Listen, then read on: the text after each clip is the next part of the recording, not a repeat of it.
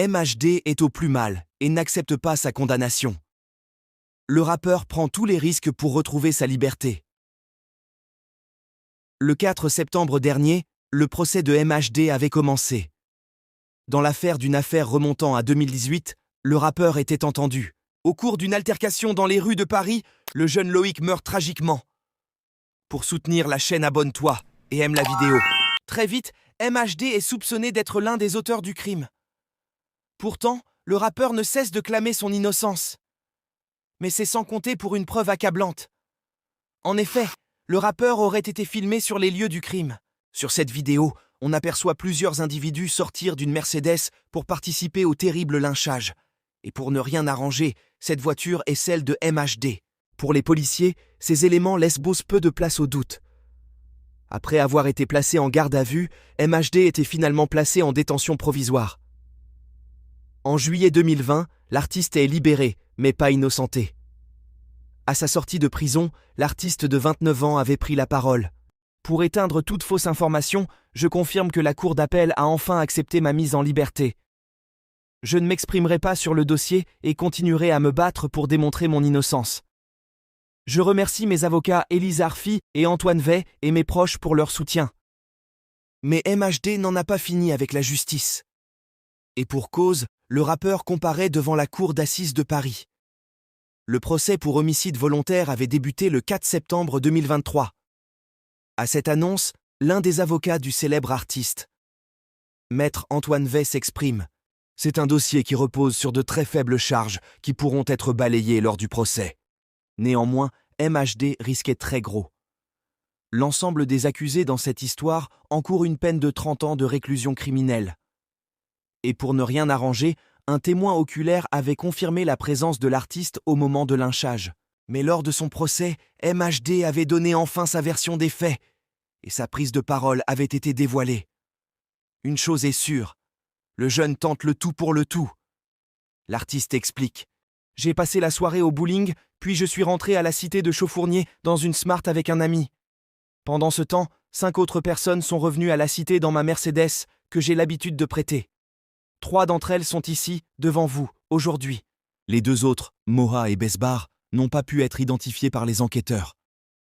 Après être revenu à la cité, j'ai discuté un peu avec des gens là-bas avant de monter chez moi.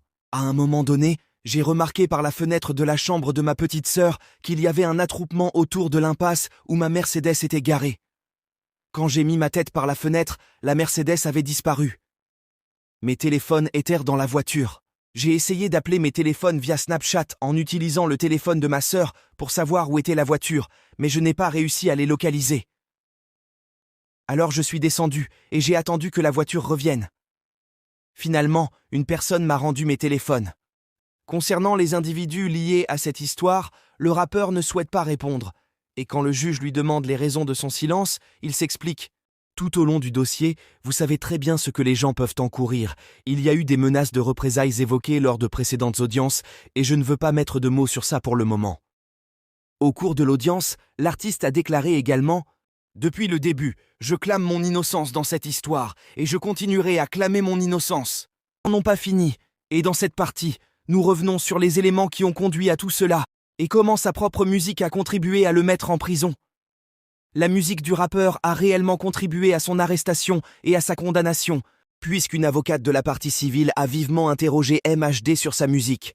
Et voici comment cela s'est passé. Lors du procès, une avocate de la partie civile a interrogé MHD en lui demandant « Est-ce que le frère de Monsieur M, qui a été tué en 2017, avait un prénom ?» Et la réponse du rappeur MHD a été « Non, pour moi, il n'avait pas de surnom, je l'ai toujours appelé Monsieur M. » L'avocate dit d'accord et continue de questionner la star en disant « Est-ce que vous parlez de votre quartier ou de la Cité Rouge dans vos chansons ?»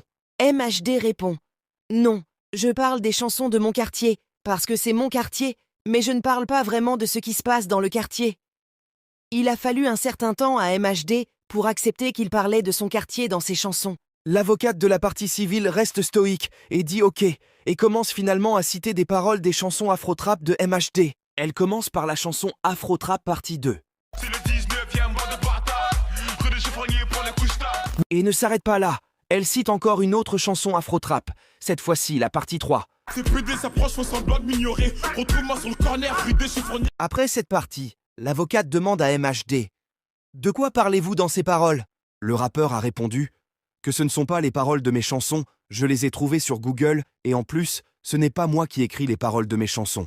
L'avocate ne se pas arrêter là et continue, et dit à MHD dans votre deuxième album, il y a une chanson qui s'appelle 19, et ce 19 est écrit en chiffres romains, et dans cette chanson, il y a une partie où vous dites « On a perdu Harry, qu'il repose en paix, la vie de ma mère, les mecs d'en bas ne seront plus jamais en paix. » On a perdu Harry, le repose en paix, la vie de ma mère, que les mecs d'en bas ne seront plus jamais en paix. Après cette étude de ces 3 chansons, et l'avocate revient et demande à MHD de quel Harry parlez-vous dans cette chanson, et le rappeur répond « Je parle de mon cousin Harry ».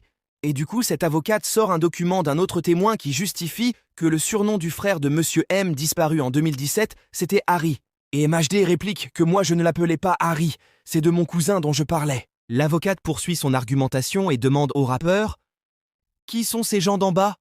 Et qui ne seront plus jamais en paix ?» C'est alors que MHD prend la parole et répond « Je parlais pour nous, les gens d'en bas, en parlant de nous, les gens. » L'avocate de la partie civile, toujours très stoïque, demande à MHD s'il peut expliquer à la cour où se trouve la Cité Rouge par rapport à la Grande Jobelle.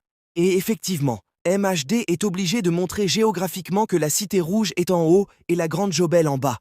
Et c'est à ce moment-là que l'avocate de la partie civile a eu MHD. C'est ainsi que sa musique a contribué à sa chute. Après cette intervention, la cour s'est retirée pour délibérer. Mais malheureusement pour MHD, sa défense n'a pas suffi du tout à convaincre les jurés. Verdict. C'est un retour à la case prison.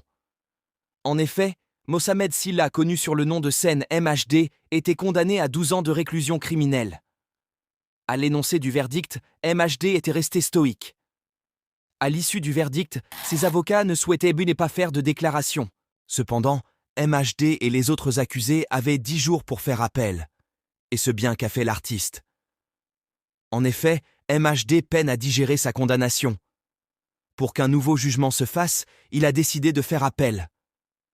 Le rappeur a déclaré une nouvelle fois « Depuis le début, je clame mon innocence dans cette histoire et je continuerai à clamer mon innocence dans une affaire de règlement de compte entre bandes rivales. » L'avocate de l'artiste, maîtresse Élise Arfi, avait annoncé alors au Figaro que son client a fait appel de sa condamnation.